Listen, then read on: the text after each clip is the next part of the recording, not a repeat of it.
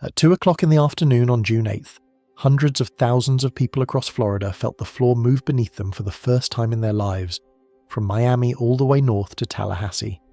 The shaking did not come from Florida, which almost never makes earthquakes. It came racing under the Gulf of Mexico from the far western tip of Cuba, where a magnitude 6.1 had just torn through one of the quietest corners of the entire Caribbean. And within the hour, before the experts had even finished their analysis, a single idea was already spreading faster than the seismic waves themselves, that this was not just an earthquake, but a warning of something far bigger on the way.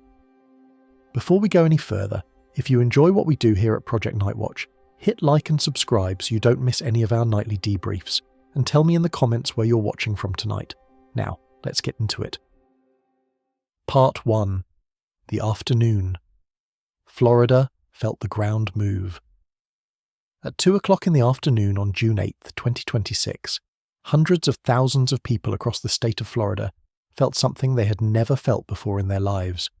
It was not a truck rolling past. It was not the wind pushing against the windows. It was the floor itself moving under their feet, a slow and wrong kind of sway that lasted just long enough for everyone to look up at the same moment and ask the same silent question. People in Miami felt it. People in Tampa felt it. The shaking reached north into Jacksonville, and it climbed all the way to Tallahassee, more than 400 miles from where it began. In a state where almost no one alive has ever felt an earthquake, an entire population suddenly had. The shaking did not come from Florida. Florida does not make earthquakes. It sits on a thick, stable slab of old crust that has been geologically quiet for a very long time. The movement those people felt had travelled to them, racing under the seafloor and through the bedrock from somewhere out in the Gulf of Mexico, somewhere most of them would never have thought to look. And when the data came in, the source turned out to be a place that, in the minds of seismologists, is almost as unlikely as Florida itself. The ground had ruptured off the far western tip of Cuba, in one of the quietest corners of the entire Caribbean. I want you to hold on to that feeling for a second, the feeling of a floor that should not move suddenly moving, because that feeling is the reason you are here. Within hours of the shaking, before the dust had even theoretically settled, a single idea began to spread across the internet faster than the seismic waves themselves had crossed the Gulf. The idea was simple, and it was frightening, and it went like this. This was not just an earthquake. This was a warning that something much bigger was already on its way. That is the story we are going to walk through tonight, carefully and honestly, because it is genuinely worth understanding. We are going to look at exactly what happened under the Gulf, why a Cuban earthquake managed to rattle nerves in 3 American cities at once, and why the place it struck has not produced anything like this in nearly a century and a half. And then we are going to face the harder question head-on, the question that has millions of people refreshing their feeds right now. Was this a warning? Is the planet trying to tell us something? And if a thing like this really is a signal, a fuse, a first domino, then how would we even know? Here is what makes this particular earthquake so unsettling, and it is not the size. By the raw numbers, this was not a monster. The United States Geological Survey settled on a magnitude of 6.1, after first estimating it slightly higher and then revising it down, which is completely routine in the first chaotic minutes after a large quake. A magnitude 6 happens somewhere on Earth roughly every few days. On its own, in the right place, it would be a footnote. But this one did not happen in the right place. It happened in a place the textbooks describe as stable, and it happened in a way that sent its energy straight into the living rooms of people who have spent their whole lives believing the ground beneath them was the one thing that would never betray them. There is a particular kind of fear that comes from that specific betrayal. We can prepare for a hurricane, we watch it form, we track its cone for days, we board the windows and we wait. A hurricane announces itself. An earthquake does the opposite. It is the absence of warning made physical, the planet reaching up without a sound and reminding you that the floor was never really still, it was only still enough, and only for now. And when that happens in a place where it is supposed to be impossible, the mind does something very human. It goes looking for a pattern. It goes looking for a reason. It goes looking for a warning, because a warning, however terrifying, is still better than the idea that the ground can simply decide to move whenever it likes. Consider how strange the reaction looked from the inside, because it tells you something about us before we ever get to the geology. In Miami, people described a slow, swaying dizziness and reached first for ordinary explanations: a wave of lightheadedness, a passing truck, a problem with the building. In Tampa, office workers watched the blinds tap against the windows and the water shiver in their glasses and waited for someone else to say it first. Up in Jacksonville and Tallahassee, hundreds of miles from the source, the motion was so faint and so foreign that many people doubted their own senses entirely, asking the person next to them whether they had felt it too, half hoping the answer was no. That hesitation is important. These were not people who knew an earthquake when it came. These were people meeting the sensation for the first time, with no instinct for what it was, and that absence of instinct is the empty space the warning narrative would rush to fill. Florida has almost no earthquake history of its own to draw on, which is precisely why this felt so wrong to so many at once. The state sits far from any active fault, on ground that simply does not generate this kind of motion, and most residents had quite reasonably lived their entire lives believing that earthquakes were something that happened to other people, in California, in Japan, on the news. So when the floor moved, there was no mental shelf to put the experience on, and a sensation with no shelf does not get filed away calmly. It floats, unattached and alarming, looking for a story to belong to. Within minutes, the stories arrived, because the same phones that recorded the swaying chandeliers were already filling with explanations, each one louder and more certain than the last. The speed of that second wave, the wave of meaning, was almost more remarkable than the earthquake itself. Before any agency had finalized a magnitude, before the depth was pinned down, before a single seismologist had spoken on the record, the internet had already decided what the shaking meant. Clips of swaying ceiling fans were stitched together with maps of the Ring of Fire. Screenshots of half-remembered predictions resurfaced and spread. The raw, frightening, formless feeling of the ground betraying you was converted in real time into a narrative with characters and a plot, and most importantly, a future. And the future it promised was not reassurance, it was escalation. I am telling you all of this up front because the human reaction is not a footnote to this story. It is half the story. An earthquake is a physical event, but a warning is a human idea, and you cannot understand why this rare quake became a global panic without understanding the frightened, pattern-hungry minds it landed on. So we are going to hold two investigations side by side the whole way through, one into the planet and what it actually did, and one into us and what we needed it to be. So that is the thread we are going to follow all the way to the end of this, the tension between what the planet is actually doing and what we desperately need it to mean. Because the truth of this earthquake sits somewhere in the gap between those two things, and by the time we are done, you're going to understand not just what happened off the coast of Cuba, but something stranger and more important. You're going to understand why an ordinary fact about a restless planet can feel, to all of us, like a message addressed personally to you. But to get there, we have to go back to the seafloor, to the exact spot where it started, because the first clue to whether this was a warning is hidden in the wound itself. Part 2. What actually happened beneath the Gulf. The earthquake began about 104 kilometers, roughly 65 miles, to the west-northwest of a small town called Mantua, which sits near the far western end of Cuba, in a province called Pinar del Rio. If you picture the island of Cuba as a long, thin animal stretched across the mouth of the Gulf of Mexico, the rupture happened just off the tip of its nose, out beneath the water where the Gulf narrows toward the channel that separates Cuba from Mexico's Yucatan Peninsula. The clock read 1800 hours and 27 seconds in Coordinated Universal Time, which on that side of the world was 2 o'clock in the afternoon, a bright and ordinary Monday. The rupture itself was not especially far down. The Geological Survey placed it about 26 kilometers down, which in earthquake terms is shallow to moderate. Far enough down to spread its energy widely, but shallow enough to deliver a real punch at the surface. There was some disagreement between monitoring agencies about exactly how far down, with the European Seismic Centre initially favouring a much shallower figure, and that kind of early disagreement is normal too. The first numbers out of any large earthquake are a rough sketch, refined over hours and days as more seismometers from more directions report in. What everyone agreed on was the size, magnitude 6.1, and the most important detail of all, the kind of motion that produced it. This was what geologists call a reverse fault, and that single fact is a quiet bombshell. To understand why, you have to understand that not all earthquakes are the same shape. Some faults slide side to side, scraping past each other like two hands rubbing the wrong way. The famous San Andreas in California is one of those. But a reverse fault is different. A reverse fault is compression. It is the crust being squeezed so hard that one block of rock is shoved up and over another, the ground physically shortening, mountains being born one violent centimetre at a time. A reverse fault means something out there is pushing, and pushing hard, in a place where the maps do not show a major boundary doing any pushing at all.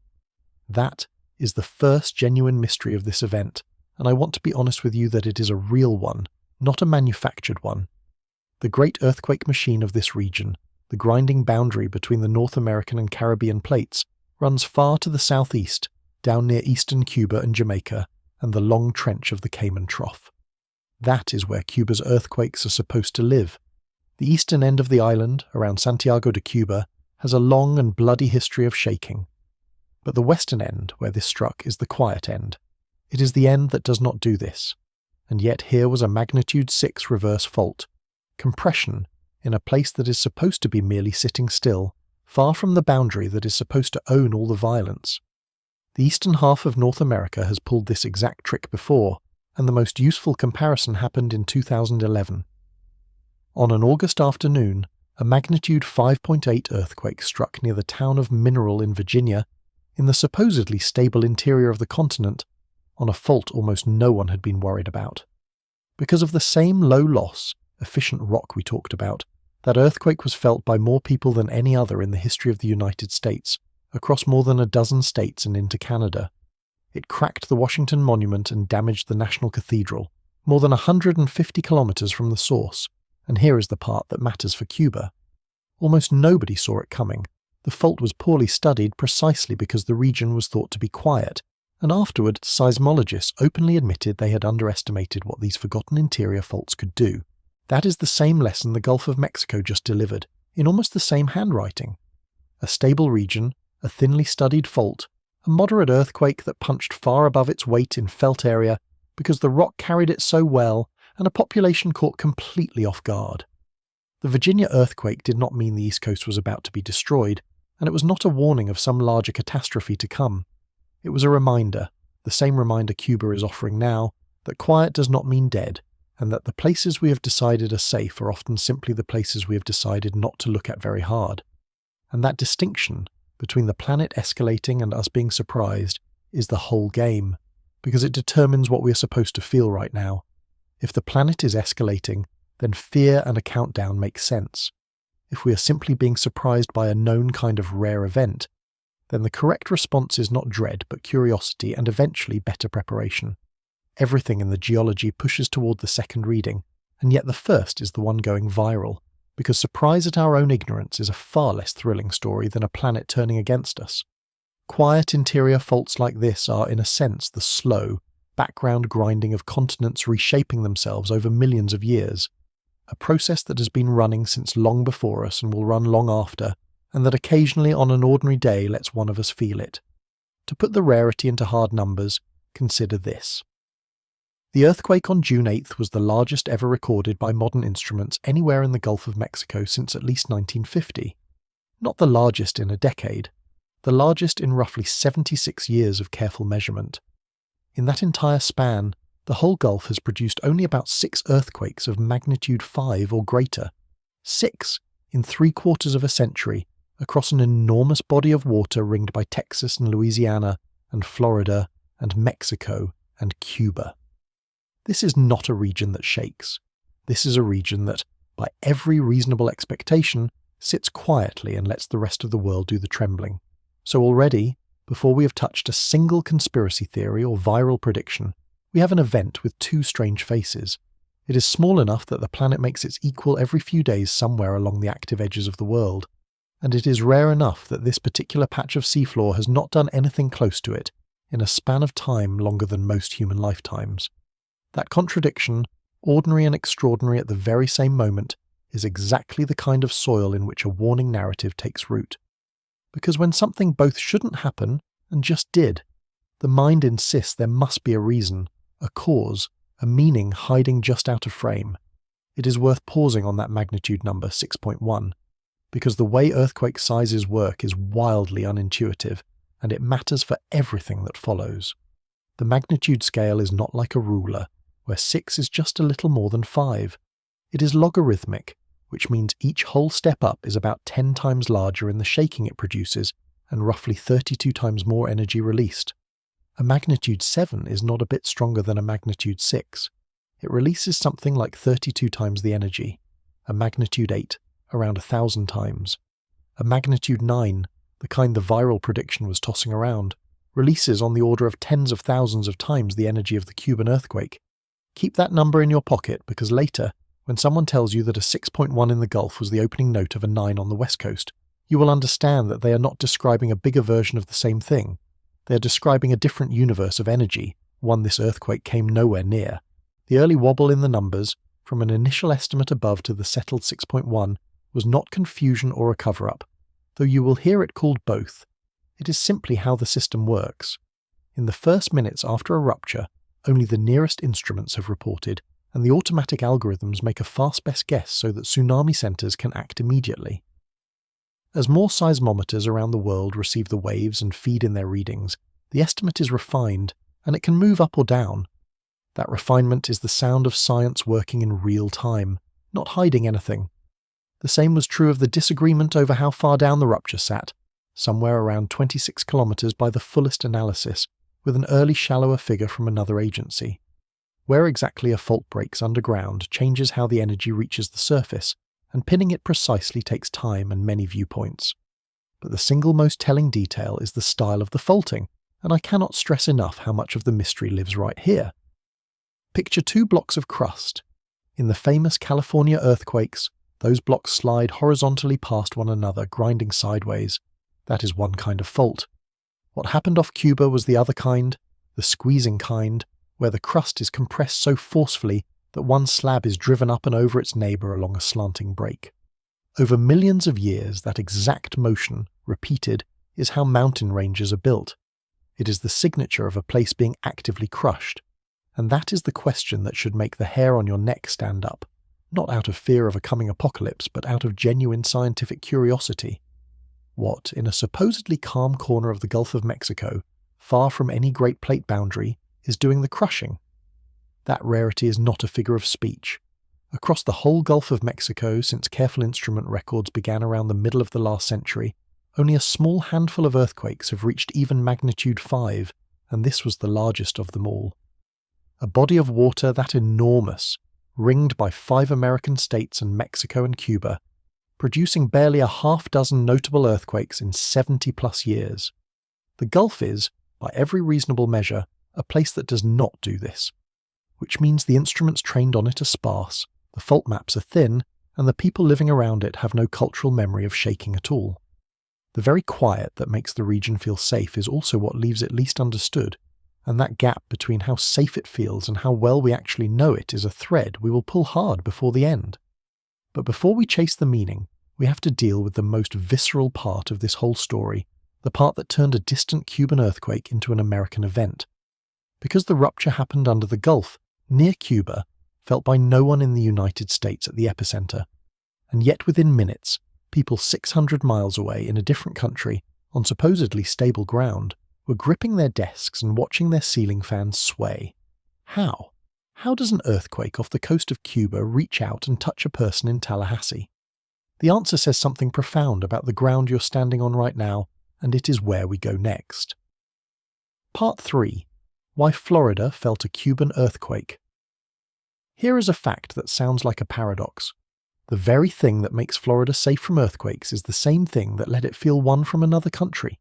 To understand that, you have to stop thinking about earthquakes as holes that things fall into, and start thinking about them as sound. Because that is really what an earthquake is.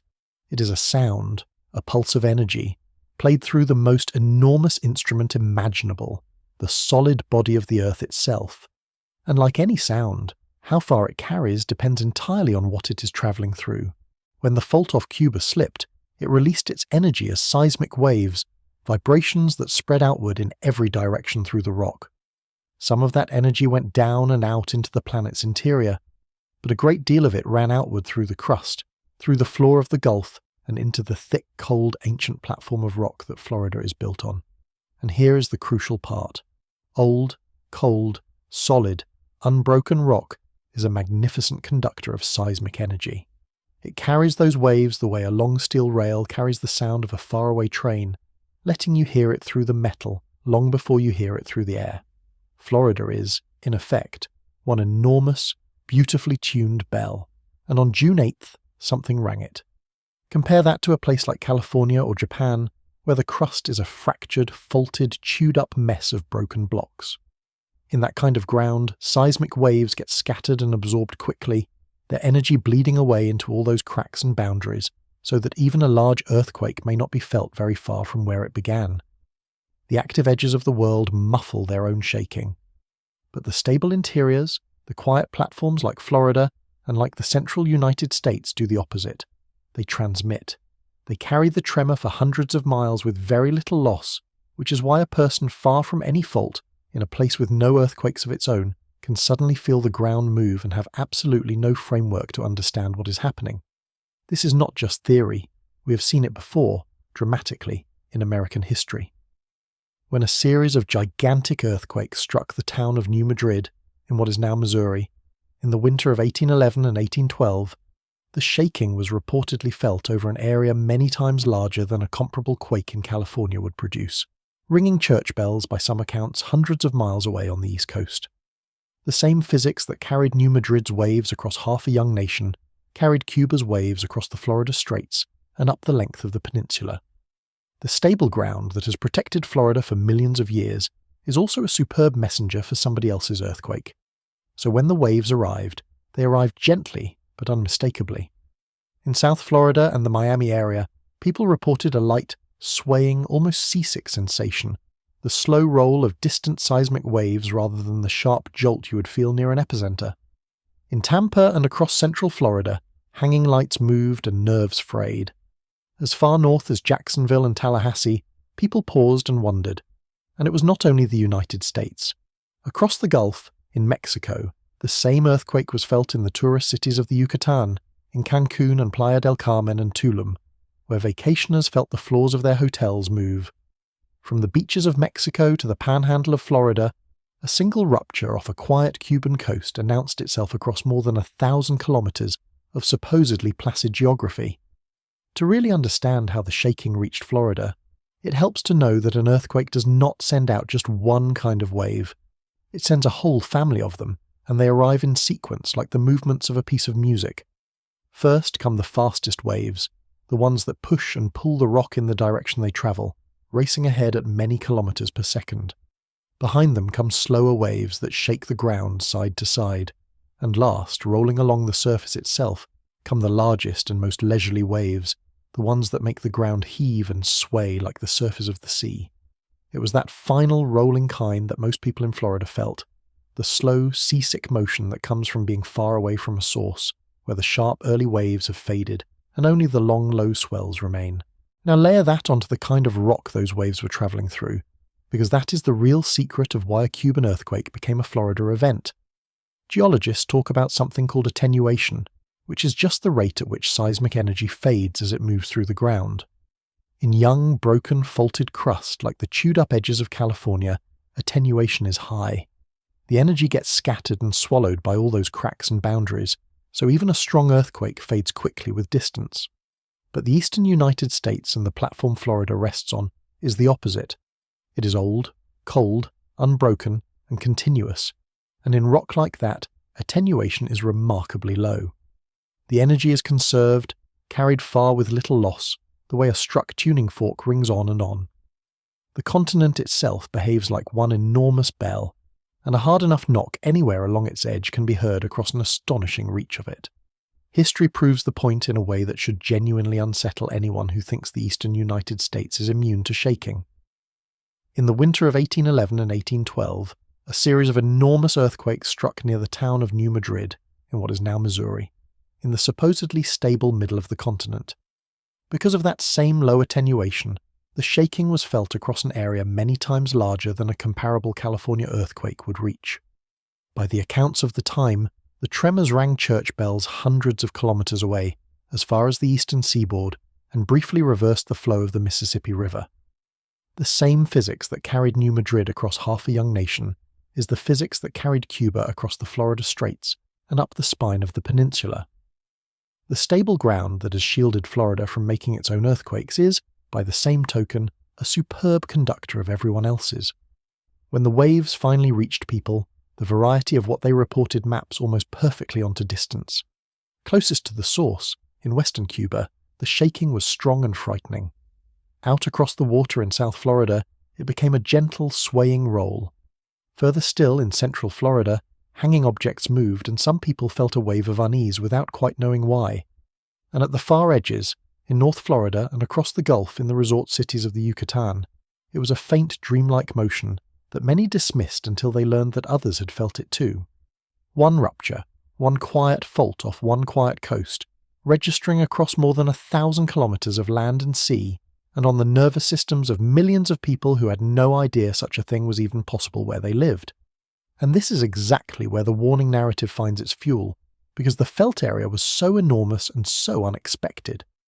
When millions of people who have never experienced an earthquake all feel one at the same moment, the collective shock is enormous, far larger than the physical event itself.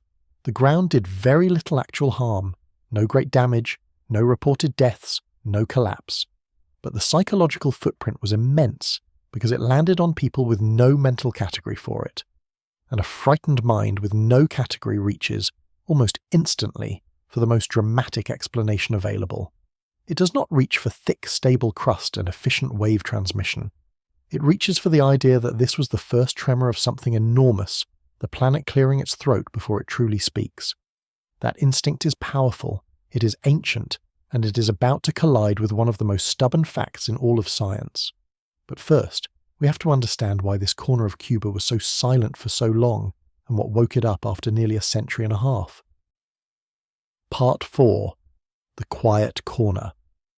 That wasn't supposed to do this. To feel the full strangeness of this earthquake, you need to understand that Cuba is, geologically speaking, two very different islands wearing the same name. The eastern end is a place of genuine seismic temper. Down near Santiago de Cuba, the island brushes directly against the boundary between two great tectonic plates, where the Caribbean plate grinds past the North American plate along a system of faults connected to the Cayman Trough. That eastern edge has shaken hard and often across recorded history, with damaging earthquakes that the people there have learned, generation after generation, to expect. If a magnitude 6 had struck eastern Cuba, it would have been news, but it would not have been a mystery. That is simply what that end of the island does. The western end, where this earthquake actually struck, is supposed to be the opposite. It sits well away from that grinding plate boundary, out on what behaves much more like the stable interior of a plate than its violent edge. Western Cuba and the southeastern Gulf are, by every ordinary expectation, the calm part of the neighborhood, the part that sits quietly while the boundary far to the southeast does the real work. And that is what makes the reverse faulting so important to sit with, because reverse faulting is the signature of compression, of crust being actively squeezed, and a quiet plate interior is not supposed to be getting squeezed hard enough to snap. So what is the most likely explanation? The honest answer is that scientists are still working it out, and I am not going to pretend otherwise because the uncertainty is part of the real story. The leading idea is that the rupture reactivated an old buried structure, an ancient fault left over from the long and complicated geological assembly of Cuba itself. The island is built from a crumpled collage of rock, a fold and thrust belt stitched together over tens of millions of years, as terrains collided and stacked against the edge of North America. Those old wounds in the crust do not vanish. They lie dormant, sometimes for an extraordinarily long time, holding a faint memory of the forces that made them, and every so often, as the slow strains of the planet accumulate, one of them slips. That is a very different picture from the one the warning narrative wants to paint. The warning narrative imagines a planet winding up like a spring, a system building toward a release that a clever observer might predict. What the geology actually suggests is something more humbling and more random, an old scar in the crust quietly absorbing strain for 150 years, or longer, until, on an ordinary Monday, it reaches its limit and lets go. There is no countdown in that story. There is only the slow, blind patience of rock and the moment it runs out. And the gap between those two pictures, the wound-up spring versus the patient scar, is the gap this entire video lives inside. The numbers reinforce just how unusual it is for this scar to speak. This was, as we said, the largest instrument-recorded earthquake anywhere in the Gulf of Mexico since at least 1950, and one of only about 6 events of magnitude 5 or greater in the whole Gulf across that span. Think about what that means for the people who study this region. The seismic network around the Gulf is not built the way California's is, with instruments packed shoulder to shoulder, because the hazard here has always seemed so low that the dense monitoring never seemed worth it. The very rarity of these earthquakes has meant that fewer eyes are trained on the places they come from, which is a thread we're going to pull on hard a little later, because it turns out to be the most legitimate concern in this entire story. To see why this corner is so quiet, you have to know how Cuba was built, because the island is not a single solid thing but a collage, a crumpled stack of pieces assembled over tens of millions of years. Long ago, fragments of crust, slivers of old volcanic arcs, and slices of ocean floor were swept together and jammed against the edge of the North American plate, folded and stacked and welded into the island we see today. That assembly process left the crust of Cuba laced with ancient faults, old seams where one piece was thrust against another. Most of those seams have been silent for a very long time, locked and dormant, no longer riding any active plate boundary. But dormant is not the same as dead. A locked fault can sit quietly for ages while the slow, patient strains of the wider planet press on it, century after century, storing energy the way a slowly bent branch stores it, invisibly, until the instant it does not. The leading explanation for the June 8th earthquake is that one of these old buried seams in western Cuba, or just offshore beneath the Gulf, finally reached that instant. Geologists point to the compressional structures of the region, including long-recognized fault zones that thread through Pinar del Rio, as the likely kind of culprit. None of them is a famous, fast-moving plate boundary. All of them are the slow, the old, the easily forgotten, and that is exactly why an earthquake here is so hard to anticipate. We watch the loud, active boundaries closely because they shake often, and we know where they are. The quiet interior faults barely register in our attention or our instruments until, once in a great while, one of them lets go and reminds us it was there the whole time, holding its strain in silence. Sit with the contrast between the two pictures, because the entire warning narrative depends on getting it wrong. The narrative imagines the Earth as a wound spring, a system visibly tightening toward a release that a clever watcher could see coming in time. But the geology of a place like this suggests something far less cinematic and far more humbling.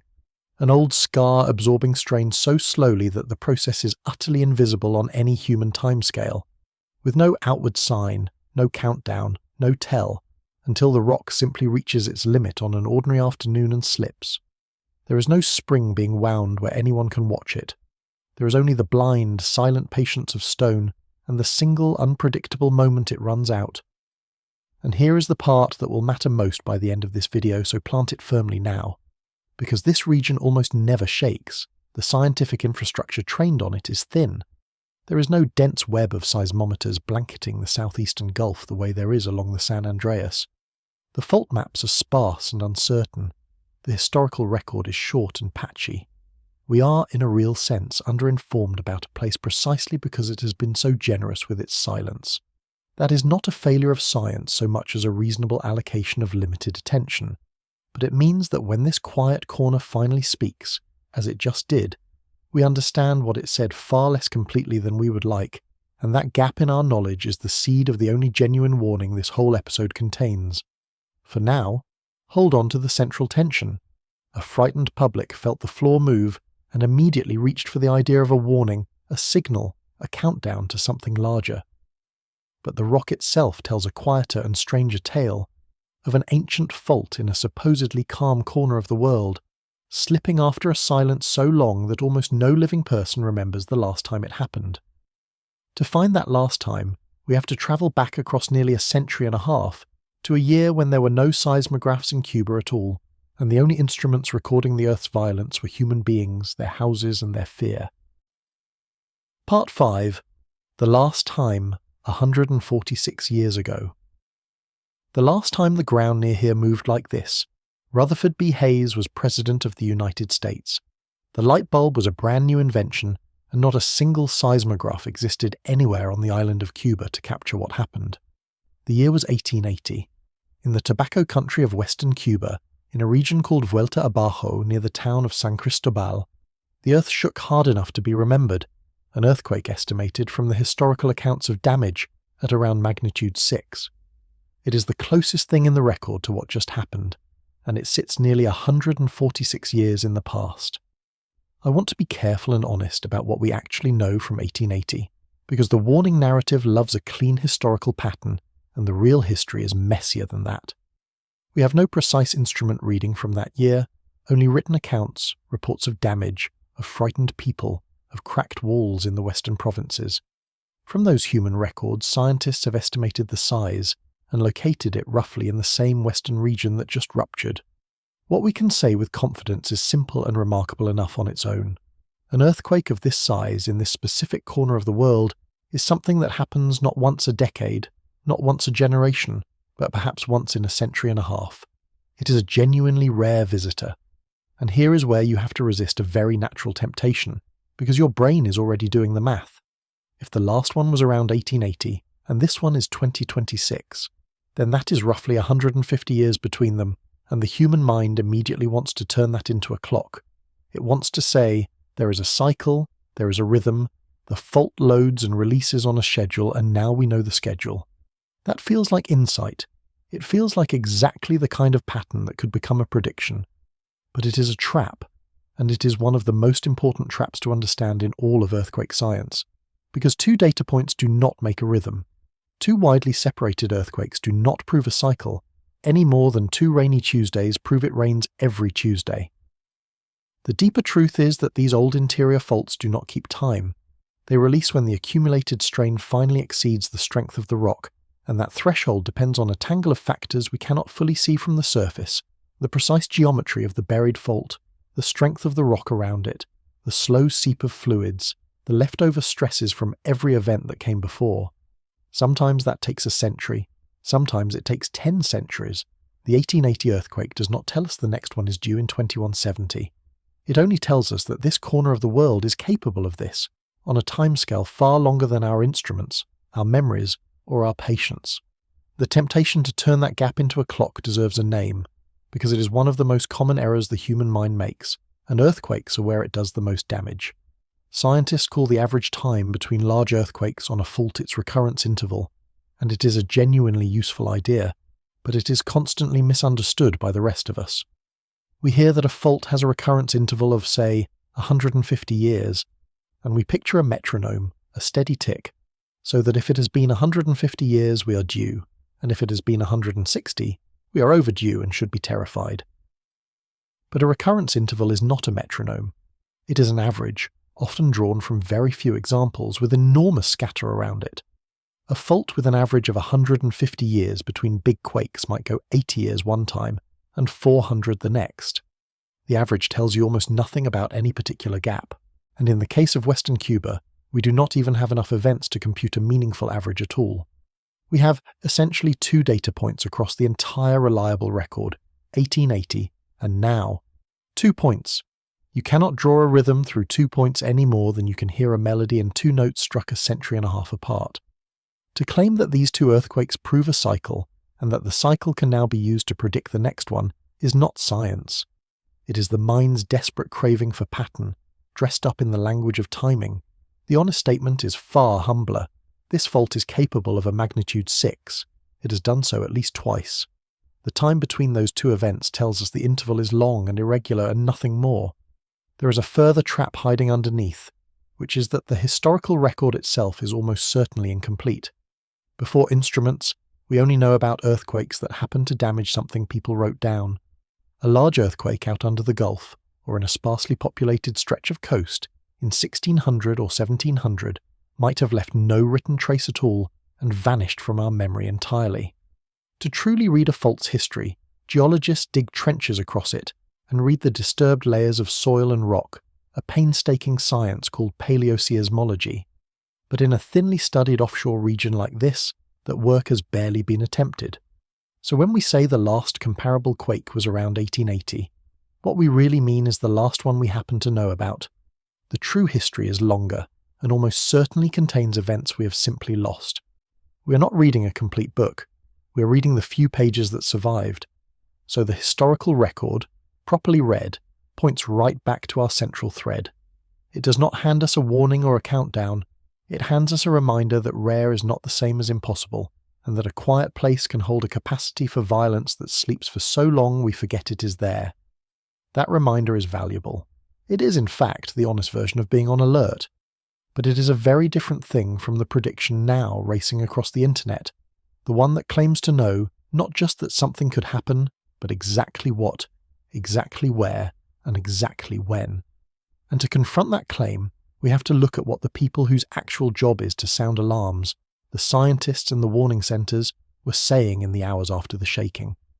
Because what they said, and what the internet said, could not have been more different. Part 6. What the people whose job is to warn you actually said. In the minutes after a large undersea earthquake, a very specific and very serious machine swings into motion, and it has nothing to do with social media. Tsunami warning centres, staffed around the clock, immediately begin to evaluate whether the seafloor moved in a way that could shove a wall of water toward a coastline. For an event near Cuba, in the Gulf and the Caribbean, with millions of people living on low-lying shores from Havana to the Florida Keys to the Yucatan, this is the question that genuinely matters in the first hour. Not whether it was a sign, whether it was a threat right now to real people near the water. The answer came quickly, and it was reassuring. The National Tsunami Warning System evaluated the earthquake and determined that there was no tsunami and no danger to the eastern coast of the United States, to the Gulf states, or to the eastern coast of Canada. The reverse faulting, while it does lift the seafloor, did not do so in a way, or at a scale, that generated a dangerous wave.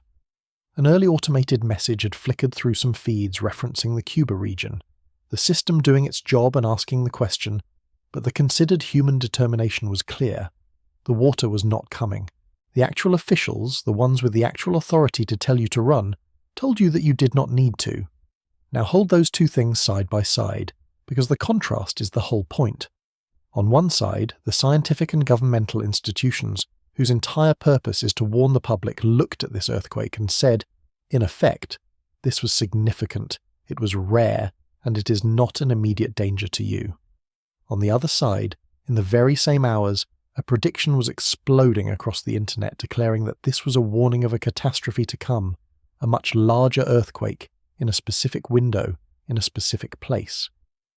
One of these messages came from people who have spent their careers and built their instruments to do nothing but assess this exact kind of threat. The other came from somewhere else entirely, and a remarkable number of people found the second one more believable than the first. None of this is new, and that is worth sitting with, because the reaction to the Cuban earthquake followed a script almost as old as earthquakes themselves. Look back at the record and you will find that nearly every large, widely felt earthquake is followed within days by a surge of confident predictions of a coming larger one, and by a wave of suspicion that the authorities are hiding the truth. After major earthquakes across the past century, self-appointed forecasters have announced precise dates for the sequel, and those dates have passed again and again without the promised catastrophe, and yet the next earthquake brings a fresh crop of them, as though the long record of failure never happened. The Cuban prediction was not a new insight. It was the latest performance of a very old play, and recognizing the script is half of seeing through it. The distrust of the official all clear has its own long roots, and it deserves to be treated fairly rather than scolded. People have real reasons to be skeptical of institutions, and there have been genuine cases, in various disasters, where authorities downplayed danger or simply got things wrong. So when an agency says no tsunami, no danger, a certain reflexive doubt is understandable. But there is a crucial difference between healthy skepticism and inverted trust, where the anonymous stranger promising doom is believed precisely because they are not an institution, and the experts are doubted precisely because they are. That inversion is corrosive, because it hands your fear to whoever is willing to be the most confident, and confidence is free. The person who actually knows the most about earthquakes is often the most careful, the most hedged, the most willing to say we cannot know, while the person who knows the least is free to promise certainty. If you reward confidence over knowledge, you will be misled almost every time, and there is a quieter reason the doom felt truer, which is that it matched the body's state. The official message arrived as calm text on a screen, but the people reading it had just felt their own floor move, their own pulse spike, their own ancient alarm system fire. In that physical state, calm words can feel like a lie, because they do not match the adrenaline still moving through you, while a frightening prediction feels like validation, like someone finally taking your racing heart seriously. The mismatch between the body's certainty that something is wrong and the institution's assurance that everything is fine is one of the most powerful engines of misinformation there is, and it was running at full power across an entire state that afternoon. Why? Why would the calm, sourced, official, all clear feel less true than the dramatic anonymous prediction of doom? Part of the answer is just how fear works, the way a frightening story spreads faster and sticks harder than a reassuring one. But part of it is something more reasonable than you might expect, and I do not want to wave it away, because there is a real and legitimate concern buried inside the public anxiety, and it deserves respect. It is this: the fact that this region is rarely watched, rarely shaken, and rarely prepared is itself a genuine vulnerability. The honest version of sounding the alarm is not predicting a magnitude 9 next Tuesday. It is pointing out that the Gulf and Caribbean margins, places we have treated as permanently safe, are under-monitored and under-prepared precisely because they are usually quiet, and that a rare event is exactly the kind of thing such places are least ready for. That is the alarm worth sounding, and it is the one almost no one online is actually talking about, because it is less exciting than a countdown. The central thread holds here too. The planet did something rare and real. The officials gave an accurate and limited answer, and into the space between the boring truth and the human craving for meaning rushed a prediction that promised to tell us what the earthquake supposedly really meant. It is worth understanding just how fast and how serious the real warning machinery is, because the contrast with the internet could not be sharper. The moment a large undersea earthquake is detected, tsunami warning centers receive the seismic data within a couple of minutes, estimate the earthquake's size and location and depth, and run it against models of how the seafloor would have moved. If there is any chance of a dangerous wave, they issue alerts immediately, because for a coastline close to the source there may be only minutes to act. Then they watch the water itself, using networks of sea-level gauges and specialized open ocean buoys that can detect the passage of a tsunami wave far out at sea by sensing tiny pressure changes on the bottom. This is a system built by people who take the threat with deadly seriousness, refined over decades, often in the aftermath of tragedies where warnings came too late. For the Cuban earthquake, that system did its work and returned a clear answer. The reverse faulting, the size, and the setting did not add up to a dangerous wave, and the determination of no tsunami threat to the Gulf, the eastern United States, and eastern Canada was issued with confidence. Sit with what that means. The people whose entire profession is to imagine the worst and warn you about it looked hard at this earthquake and concluded you were safe. That is not complacency. That is the considered judgment of the exact experts the situation calls for. And yet their measured, sourced all-clear was, for millions of people, drowned out within the hour by an anonymous prediction of doom. The reason the doom travelled further than the reassurance is not really about geology at all. It is about the architecture of fear. A reassuring message asks nothing of you and gives you nothing to share, no urgency, no secret, no story. A frightening prediction does the opposite. It hands you a sense of hidden knowledge, a deadline, a reason to warn the people you love, and it rewards you with attention and engagement the instant you pass it on. Fear is simply more contagious than calm, and a platform built to amplify whatever spreads fastest will always carry the warning further than the truth. None of which makes the prediction correct. It only explains why so many encountered the scary version first, and the accurate version, if at all, much later. So now it is time to take that prediction seriously, not to mock it, but to actually look at it, word for word, claim for claim. Because to understand why it is wrong, you first have to understand exactly what it says, and why, for a moment, it can feel so convincing. Part 7. The prediction that went viral. The prediction that swept across the internet in the hours after the Cuban earthquake was specific in a way that most doom is not, and that specificity is exactly what made it spread. I am going to lay it out for you plainly, the way it appeared, because you cannot evaluate a claim you have only half heard. The forecast, circulating widely and shared by enormous numbers of people, said this: a bigger earthquake was coming soon. The window was narrow, somewhere between the 10th and the 14th. The location was the eastern side of the Ring of Fire, the west coast of North America, anywhere from Mexico up through to Alaska, and the size was enormous, a magnitude between 7.7 and 9.0. And then the hedge, the clever piece that makes these things so durable. If the big one did not arrive in that window, then the pressure was simply building further toward an even larger release the following month. I want to be fair to this prediction, and to the people sharing it, because mockery teaches nobody anything. On its surface, it does not sound insane.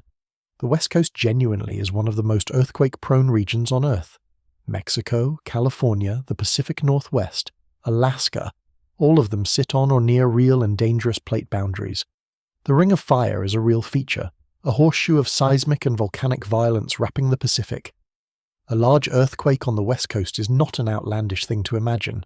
In fact, it is a certainty on a long enough timescale. So the prediction borrows the credibility of a true thing, the genuine hazard of the Pacific Edge, and wraps it around a claim that sounds like specialized knowledge. And the timing of its arrival gave it a borrowed power too. It landed in a week when the planet genuinely did feel restless, and that matters because a prediction always sounds smartest when the world seems to be agreeing with it. Just one day before the Cuban earthquake, on the other side of the planet, a genuinely major event had struck. A magnitude 7.8 earthquake had ruptured a trench off the southern Philippines, on the far western edge of that same Ring of Fire, generating a tsunami and taking dozens of lives. Add to that the volcanoes that are always erupting somewhere along the Pacific Rim, the steady drumbeat of aftershocks, and now this strange, rare jolt out of the Gulf of Mexico, and you have all the raw material a frightened imagination needs to assemble a pattern. The Philippines shakes, Cuba shakes, the volcanoes burn. Surely the mind insists these are connected. Surely this is building towards something. That feeling that the events must be connected is the engine of the entire warning narrative, and we are going to take it apart very carefully later, because the science of whether earthquakes can actually trigger each other across the world is real and genuinely fascinating, and not at all what the prediction assumes. But notice what the prediction has already done. It has taken a true background fact about our planet, that the Pacific Edge is dangerous and that several things happen to shake in the same week, and it has spun those facts into a claim of foreknowledge. It does not just say a big earthquake will happen on the West Coast someday, which is true and useless. It says it will happen between these dates, at this size, because of what just happened in Cuba. It claims a chain of cause and effect, and a calendar. Look closely at the structure of the prediction, because it is built, whether deliberately or not, to be impossible to lose. It names a window, the 10th through the 14th, which sounds precise and testable. But then it adds the escape hatch, the line that says if the big one does not arrive in that window, the pressure is simply building toward an even larger event next month. Think about what that does. If a large earthquake happens anywhere on the enormous West Coast in those few days, which on an active margin is not wildly unlikely over any random stretch, the prediction claims a triumph. If nothing happens, the prediction has already told you that means it is coming even bigger later. There is no result that can ever prove it wrong, and a claim that cannot be proven wrong is not a prediction at all, in the scientific sense. It is a prophecy, and prophecies are designed to survive their own failure. Notice too how the prediction borrows the clothing of real expertise. It uses the language of stress and build-up and release, words that come from genuine geology, and it points at the Ring of Fire and the West Coast, which are genuinely dangerous places. By wrapping a baseless forecast in true facts, it inherits their authority. A listener hears Mexico to Alaska, a magnitude 7.7 to 9, and thinks, well, those are real earthquake zones. Those are plausible numbers. This person must know something. But naming a real danger zone is not the same as predicting an event in it. I can tell you with total confidence that a large earthquake will someday strike the West Coast because it absolutely will. That statement is true and completely useless because it has no when. The viral prediction simply takes that useless truth and staples a date to it, and the date is where the knowledge ends and the guessing begins. And there is the matter of the audience the prediction found. It arrived in a moment when millions of people had just, for the first time in their lives, physically felt the ground move, their bodies primed with adrenaline and their minds desperate for an explanation equal to the fear. Into that wide-open psychological door walked a confident voice offering exactly what the moment craved. Not reassurance, which feels hollow when your hands are still shaking, but meaning, structure, a villain, and a deadline. The prediction succeeded not because it was persuasive on the evidence, but because it arrived at the perfect instant to be believed. That is the anatomy of how a frightening idea goes viral, and understanding it is the first step to becoming immune to it. And that is the precise moment where a reasonable-sounding fear crosses the line into something science can actually test and, as it turns out, flatly refute. Because here is the question that cuts straight to the centre of this entire story, the question the central thread has been building toward from the first minute. Can anyone, using any method, with any instrument or any insight, actually predict an earthquake, its size, its place, and its time before it happens? Not forecast a vague hazard, not estimate a probability over decades, predict, the way you would predict an eclipse. The answer, after more than a century of trying, is going to surprise the people who shared that post, and it is where we turn next. Part 8. Can anyone actually predict an earthquake? Let me give you the answer first, in the plainest possible language, and then let me earn it. Neither the United States Geological Survey, nor any other scientist, nor any government, nor any laboratory anywhere in the world has ever predicted a major earthquake. Not once. They do not know how to do it, and they do not expect to learn how in the foreseeable future. That is not me being cynical. That is the official stated position of the very agency whose job is to study earthquakes, and it has held true through decades of intense effort by brilliant people who wanted nothing more than to prove it wrong. When you understand why they have failed, you understand why the viral prediction was never knowledge in the first place. The first thing to clear up is a confusion of words, because 4 very different ideas get jammed together in the public mind under the single word prediction, and keeping them separate dissolves most of the mystery. The first idea is early warning. That is real, and it exists, but it is not prediction. An earthquake early warning system, like the ones in California, Japan, and Mexico, does not see the future at all. It detects an earthquake that has already begun, in the very first instant of rupture, and races a warning ahead of the slower shaking waves, giving people seconds, sometimes tens of seconds, to brace. It is a head start, not a prophecy. It only works after the earthquake has already started. The second idea is forecasting, and the third is probability, and these two are cousins. Scientists can and do say things like, there is a roughly 70% chance of a major earthquake in this region in the next 30 years. That is a forecast, a statistical statement about long stretches of time and broad areas of space. It is genuinely useful. It tells engineers how to build and tells cities how to prepare. But notice what it cannot do. It cannot tell you the year, let alone the week. It cannot tell you the town. It deals in decades and regions, in odds, not in events. It is the weather climate of earthquakes, not the forecast for next Tuesday. It is important not to swing too far the other way and conclude that science is helpless, because it absolutely is not, and the things it can do are genuinely impressive. Seismologists produce hazard maps that show, region by region, how much shaking is likely over the coming decades, and those maps quietly shape the building codes that decide whether your hospital stays standing when the ground moves. They calculate probabilities, the 70% over 30 years kind, that tell a city how seriously to invest in retrofitting. They run early warning networks that, in the seconds after a rupture begins, can stop trains, halt surgeries, and open firehouse doors before the shaking arrives. None of that is prediction in the prophetic sense, and all of it saves lives. The science is powerful precisely where it stays honest about its limits. So look closely at what the viral prediction did, because it is almost the perfect inversion of real science. Real seismology says, we can tell you where the danger is high, and roughly how likely it is over long spans, but we cannot tell you the day. The prediction did the exact opposite. It went quiet on the genuinely useful information, the long-term, location-based hazard, and instead it manufactured the one thing science openly admits it cannot provide: a specific day and a specific size. It impersonated the impossible part of the field while ignoring the valuable part. The confidence is inversely related to the knowledge. This is also why responsible scientists are so careful about false alarms, and why the absence of an official prediction is a feature, not a failing. A confident public warning that turns out to be wrong is not harmless. It triggers needless evacuations, economic loss, and worst of all, it burns public trust, so that the next warning, the real one, is ignored. The story of the boy who cried wolf is not a children's fable in seismology. It is a professional hazard, and the experts know that a single dramatic miss can cost more lives than the earthquake they were trying to warn about. So when the official channel stayed measured, and the only voice promising certainty was an anonymous one online, that was not the system failing you. That was the system protecting you from exactly the kind of false confidence that has hurt people before. And then there is the fourth idea, the one the viral post was actually claiming, the one that does not exist. True prediction would mean specifying, before the fact, the time, the place, and the size of a specific earthquake narrowly enough and reliably enough to act on.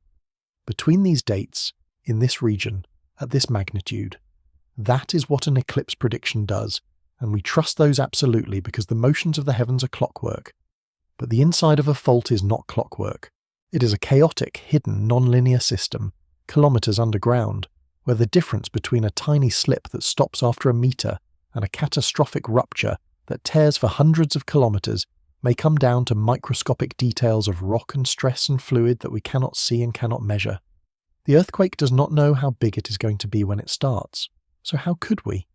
It is worth understanding why the fault itself may make true prediction impossible, not just difficult, because this is the part that even many science fans have never had explained to them. Earthquakes appear to be what physicists call a self-organized critical system, which is a fancy way of describing something like a sand pile. Imagine dropping grains of sand one at a time onto a pile. You know that avalanches will happen. You know roughly how often big ones occur compared to small ones. But you cannot predict whether the very next grain will cause a tiny slip of 3 grains, or a massive cascade down the whole face, because the outcome depends on the invisible arrangement of every grain already in the pile. A fault may be the same. When it begins to slip, the rupture does not seem to know in advance whether it will stop after a meter or run for 500 kilometers. The final size is decided as it goes, by details too small and too hidden to measure. If that is true, then predicting the exact magnitude of an earthquake before it finishes may not be a problem we have failed to solve. It may be a problem with no solution at all. That has not stopped people from trying nearly everything imaginable, and the graveyard of failed methods is genuinely fascinating. People have monitored radon gas seeping from the ground, hoping a spike would signal a coming quake, and sometimes it does, and very often it does not. People have catalogued strange animal behavior, restless pets, fleeing toads, beached fish, and while the stories are vivid, no reliable, repeatable signal has ever emerged from them. People have chased mysterious lights reported in the sky before some earthquakes, electrical signals in the crust, changes in well water levels, even the gravitational tugs of the planets and the moon. Each idea has its believers and its occasional apparent hit, and every one of them, tested rigorously against the long record, has failed to do the only thing that matters, which is to call the time, the place, and the size of a specific future earthquake more reliably than random chance. The most honest experiment of all was run in a tiny California town called Parkfield, which sits on the San Andreas and had produced moderate earthquakes at suspiciously regular intervals, roughly every 22 years. Scientists declared it the perfect natural laboratory, wired it with every instrument they had, and confidently forecast that the next one would arrive before 1993. The earthquake finally came in 2004, more than a decade late, with no clear warning in all that expensive instrumentation. Parkfield was supposed to be the easiest possible case, a fault that seemed to keep a schedule, watched more closely than almost anywhere on Earth, and it still humbled everyone who tried to predict it. If we cannot predict Parkfield, the idea that an anonymous post could predict a magnitude 9 on the entire West Coast within a 4-day window is not optimistic. It is fantasy. This is the wall that every prediction scheme has crashed into for over 100 years. People have tried everything. They have watched animal behavior, radon gas seeping from the ground, strange lights in the sky, changes in the electrical resistance of rocks, patterns in small tremors, even the alignment of the planets. Every so often, one of these methods appears to score a hit, and a wave of excitement follows. And then, tested against the long record, every single one of them has failed, producing either false alarms for earthquakes that never came, or silence before the earthquakes that did. The honest scientific consensus is not that we have not found the secret yet. It is that the system may be fundamentally, physically, unpredictable at the level of specific events. And that brings us to the single most seductive idea in the whole field, the one that the viral prediction is secretly leaning on whether it knows it or not, the idea of the foreshock. Because surely if a small earthquake comes right before a big one, that small earthquake was a warning. Right? Part 9. The foreshock trap. Here is the most haunting fact in earthquake science, and it is the one that quietly destroys the warning narrative from the inside. A foreshock is real. Sometimes, a smaller earthquake genuinely does precede a larger one on the same fault, a kind of preliminary crack before the main break. The problem, the absolutely maddening problem, is that there is no way to know that a small earthquake is a foreshock until the bigger earthquake actually arrives. A foreshock is not a type of earthquake you can identify in the moment. It is a label we can only paste on afterward, looking backward, once the larger event has already happened and revealed the smaller one's true role. In the moment, a foreshock looks exactly like an ordinary earthquake. There is no special signature, no flag, no tone in its waves that says, "Brace yourself, I am only the opening act." The most recent devastating reminder came in 2023 in southern Turkey, and it belongs here because it is so painfully clear. A magnitude 7.8 struck along a major fault system in the early hours of the morning, and then, about 9 hours later, a second earthquake of magnitude 7.5 struck on a connected fault nearby. Tens of thousands of people died. Now, in the cold light of hindsight, you could point to certain small tremors as foreshocks, and the first giant quake could even be seen as a kind of trigger for the second on its neighbouring fault. But notice what that hindsight could not do. It could not have told anyone the night before that those particular hours would bring catastrophe, or that the fault would unleash not one but two great earthquakes in a single morning. The foreshock label, again, appeared only after the disaster had already written it, and the second earthquake, the magnitude 7.5, is the perfect and terrible illustration of how local triggering really is. It was set off, at least in part, by the first, but it struck on a connected fault right next door, within the same fault system within hours. That is what real earthquake triggering looks like when it involves a large event, immediate, adjacent, part of the same regional structure. It is not a quake in Turkey reaching across the planet to set off a quake in Chile. It is a fault loading the fault it is physically joined to in the same neighbourhood, almost at once. Every documented case of one large earthquake influencing another follows that local pattern, and it is the opposite of what the Cuban prediction requires, which is a small quake in the Gulf somehow reaching a continent away to summon a giant days later. It is a strange kind of comfort, but a real one. If the planet truly sent warnings that a few clever people could read, then every missed prediction would be a tragedy of negligence, someone who could have known and failed to act. But that is not the world we live in.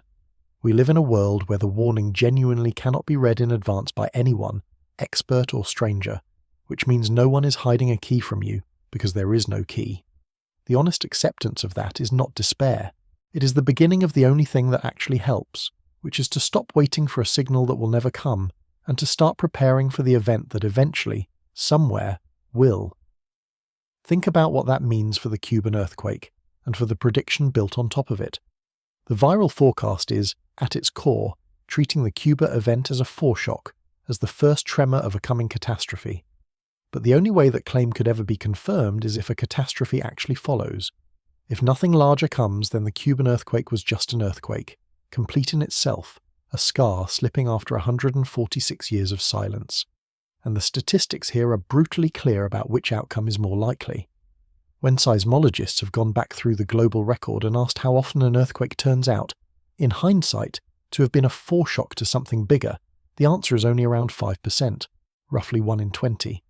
The other 19 times out of 20, the earthquake was the main event, or near enough, and nothing larger followed.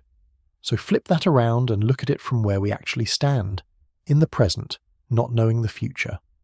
After an earthquake like the one off Cuba, the overwhelming odds, something like 95%, are that it was not a foreshock to anything. The single most likely future is the quiet one, the one no one shares, the one where the fault has done its business and goes back to sleep for another century. The prediction is betting everything on the 1 in 20 and dressing that desperate bet up as certainty. And even in that rare 5% of cases where a larger earthquake does follow, there is a second devastating catch for the prediction. When a foreshock is followed by a main shock, that main shock is almost always nearby, on the same fault system, and it comes soon, usually within days. It is not a magnitude 9,000s of kilometers away on a completely different plate boundary. The foreshock and its main shock are local partners, not pen pals across an ocean. To feel how cruel the hindsight problem really is, consider what happened in the Italian city of L'Aquila in 2009. For months, a swarm of small earthquakes had rattled the region and the population was frightened. Officials, leaning on the genuine science, the fact that swarms almost never lead to anything larger, publicly reassured people that a major earthquake was not likely. And then, days later, a magnitude 6.3 struck and killed more than 300 people. In the anguished aftermath, several scientists were actually put on trial for their reassurance, convicted, and only later cleared. The L'Aquila tragedy is not proof that the swarm was a warning that should have been heeded. It is proof of the opposite, of the agonizing bind that prediction's impossibility puts us in. The scientists gave the statistically correct answer, the most likely outcome by far, and reality delivered the rare exception, and people died, and there was no version of honest science that could have known in advance which case this would be. The 2011 Tohoku earthquake off Japan, one of the largest ever recorded, carries the same lesson in a different key. It was preceded 2 days before by a magnitude 7.3. At the time, that 7.3 was treated as a significant earthquake in its own right, an event to be analysed and recovered from. Only after the monstrous magnitude 9 struck did anyone realise that the 7.3 had been a foreshock, the largest ever clearly identified, and even then only in hindsight. Think about that. A magnitude 7.3 is itself a major damaging earthquake, far larger than the one off Cuba, and even it gave no recognisable signal that it was merely the opening act. If a 7.3 cannot announce itself as a foreshock, a 6.1 in the Gulf of Mexico certainly cannot. This is what the 5% figure really means in practice. It is not that 5% of earthquakes wear a label saying foreshock. It is that, looking backward across the whole record, only about 1 in 20 earthquakes turns out to have been followed by something larger nearby and soon. From inside the present, with an earthquake that just happened, you cannot tell which kind you are looking at. All you can honestly say is that the odds are about 19 to 1 that this was the main event and nothing bigger is coming. Those are the actual numbers. The viral prediction took a 1 in 20 long shot, ignored the 19, and sold the 1 as a certainty with a calendar attached. History has taught this lesson in the cruelest possible way, and the 2 bookend cases are worth knowing, because together they are the whole truth about prediction. In 1975, in the city of Haicheng, China, an evacuation was ordered before a major earthquake, partly on the basis of a swarm of foreshocks, and many lives were saved. For years it was held up as proof that prediction was possible, that the dream could come true. But when scientists examined it carefully in the decades since, the Haicheng success looked far more like a fortunate coincidence than a repeatable method, an unusually obliging foreshock sequence in one particular place, not a key that fit every lock, and the proof of that came the very next year. In 1976, the city of Tangshan, not far away, was struck by a catastrophic earthquake with no useful warning at all, no obliging foreshocks, no evacuation, and it killed an estimated 250,000 people. The same country, 1 year apart, one lucky guess, and one unstoppable horror. That is the real track record of earthquake prediction, and it should make anyone deeply humble about a confident post on the internet. So when we return to our central thread, the picture sharpens into something almost unbearable in its honesty. The planet gives us no reliable warnings of specific earthquakes, because the foreshock, the one thing that looks like a warning, can only ever be recognized once it is too late to matter. The Cuban earthquake is overwhelmingly likely to have been a complete event, not a prelude. And the prediction that called it a warning was not reading a signal the scientists missed. It was doing something much older and more human, taking a frightening event and a frightened moment, and weaving them into a story with a villain and a deadline, because a story with a deadline is somehow easier to bear than the truth. But there is one more pillar holding up the warning narrative, maybe the strongest one of all, the gut feeling that the whole ring of fire is somehow connected, that Cuba and the Philippines and the trembling Pacific must all be part of one awakening. That feeling is not stupid. In fact, it points at something real. We just have to be very precise about what. Part 10. Is the ring of fire really connected? The intuition that the Earth was acting up all at once in that 1 week is completely understandable, and I want to honour it before I complicate it. Look at what the planet served up in just a few days. A magnitude 7.8 earthquake tore a trench off the southern Philippines and sent a tsunami onto its coast. Volcanoes were erupting as they always are across the Pacific Rim, from the Philippines to Japan to Hawaii, and then this rare, jolting magnitude 6.1 cracked out of the supposedly quiet Gulf of Mexico and rattled an entire American state. Laid out like that, in a single breath, it really does feel like a planet stirring, like a fever rising, like a system moving towards some shared crisis. The mind sees the Philippines and Cuba light up on the same map in the same week, and it draws a line between them almost against its will. But here is the fact that has to be reckoned with first, before we talk about any connection at all, because it reframes everything. A magnitude 6 earthquake is not a rare event for the planet as a whole. It only feels rare to us because of where this one struck. Across the entire Earth, earthquakes of magnitude 6 or greater happen, on the order of 150 times a year. Do that arithmetic and it comes out to more than 1 every 3 days, somewhere in the world, year in and year out, forever. Magnitude 5 earthquakes happen more than 1,000 times a year. The planet is not occasionally restless. The planet is continuously, relentlessly active, every single day, and the only reason we do not feel besieged by it is that the overwhelming majority of that violence happens under the oceans or along remote plate edges, where few people live and fewer still are watching. So when several earthquakes happen in the same week on opposite sides of the world, that is not a signal, that is a Tuesday. That is simply what the background hum of a living planet sounds like, when you finally turn the volume up and listen to all of it at once. The reason this particular week felt like an awakening is not that the Earth did anything unusual in total. It is that one of its routine magnitude 6s happened to strike a rare and populated and unprepared spot, and so it broke through into the news and into our awareness, while the dozens of other earthquakes that week, the ones out in the open ocean and along the empty trenches, passed in silence as they always do.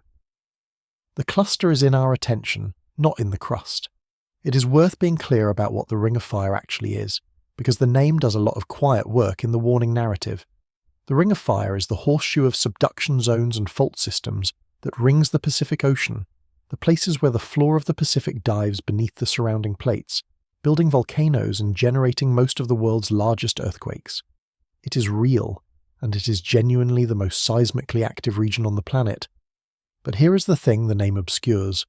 The Ring of Fire is not a single connected machine, not a circuit where flipping one switch lights up the rest. It is a category, a label we draw around thousands of kilometers of independent separate fault systems that happen to share the rim of one ocean. The trench off the Philippines and a fault off California are both on the Ring of Fire in the same way that Maine and Florida are both on the East Coast. Sharing a coastline does not make them the same place, and an event in one does not ring the other like a bell. There is also a powerful illusion built into how we experience earthquakes today, and it feeds the sense that the planet is waking up. We are living through the most sensitive period of the earthquake detection in all of human history.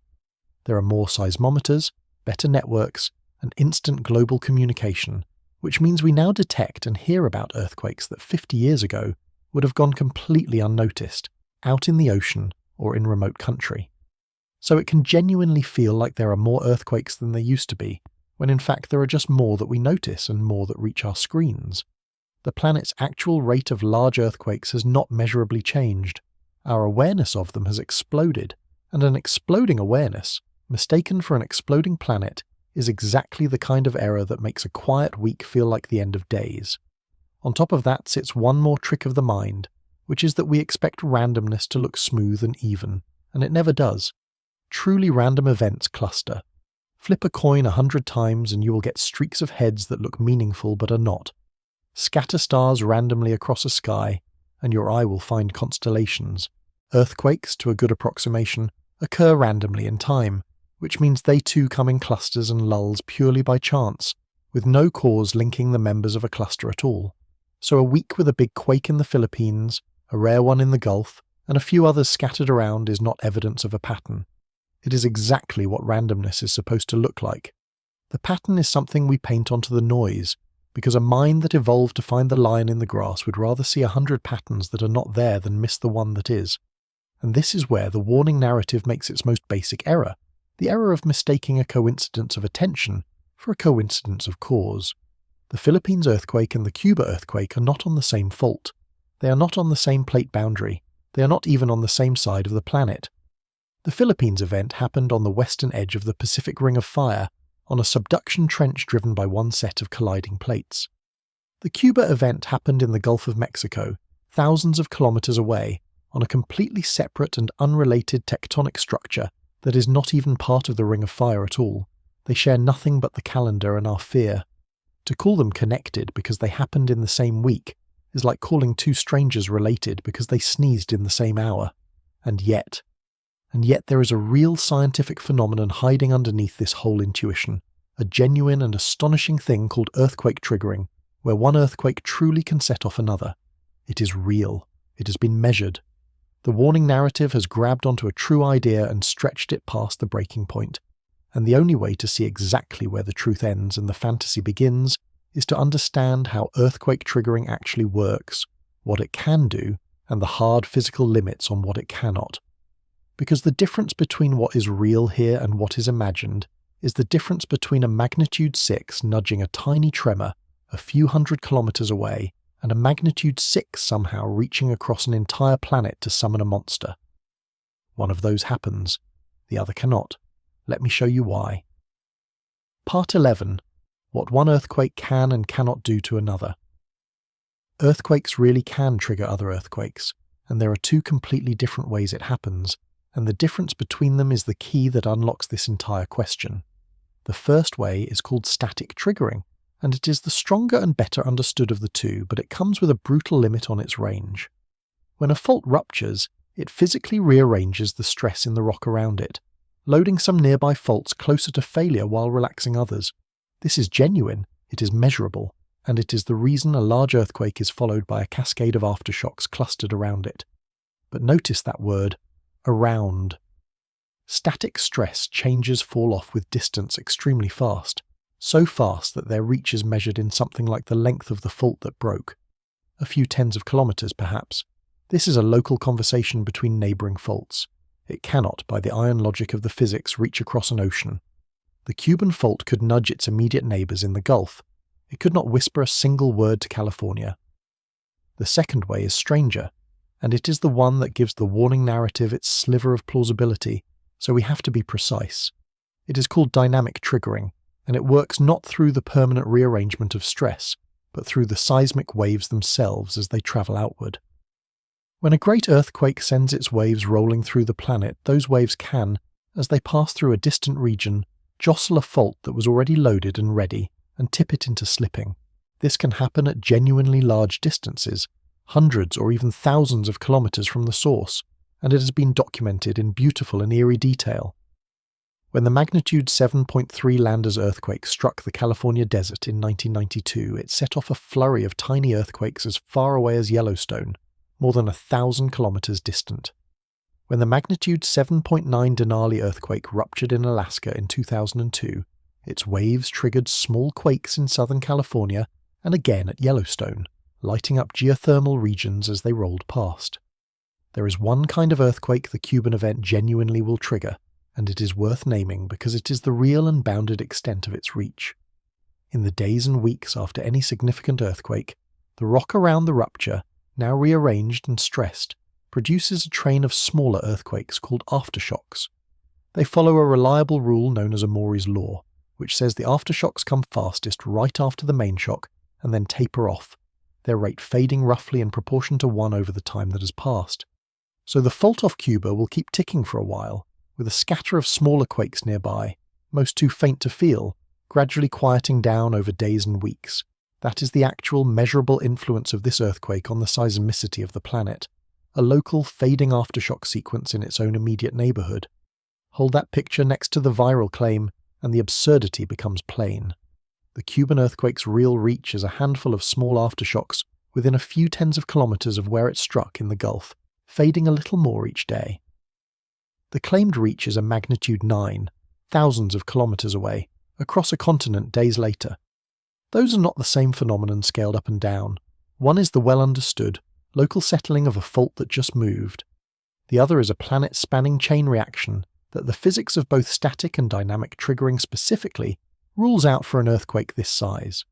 The aftershocks are the truth of what this quake can do, and they are quiet, near, and almost done. There is even a way this quietly settles the foreshock question from the last part. Scientists watch the pattern of those aftershocks closely because a normal sequence decays, getting calmer over time, while the rare and frightening exception, the case where a larger quake is brewing, sometimes shows the opposite, a sequence that accelerates rather than fades. What the data off Cuba shows is ordinary decay, the fault settling, not winding up. It is, in the language of the rock itself, an earthquake finishing its business, not one clearing its throat. And that ordinary, undramatic decay is one of the most reassuring sentences in this entire story, which is exactly why you have not seen it trending anywhere. So the warning narrative seizes on this and says, there, you see, earthquakes do trigger each other across great distances, so why not Cuba triggering the West Coast? And here is where you have to hold two facts very firmly, because they are the facts that collapse the whole thing. The first fact is about size. Look closely at what dynamic triggering actually produces. In nearly every documented case, the triggered events are small, micro-earthquakes, and minor tremors, and they happen in places that were already primed and delicate, especially volcanic and geothermal areas like Yellowstone, where the crust is hot and full of fluids and easily disturbed. Dynamic triggering nudges the already trembling. It does not manufacture giants. There is no credible, accepted case of a moderate earthquake reaching across the world and birthing a magnitude 8 or 9 on a distant fault that was not already on the very brink on its own. The second fact is about the trigger itself, and it is fatal to the prediction.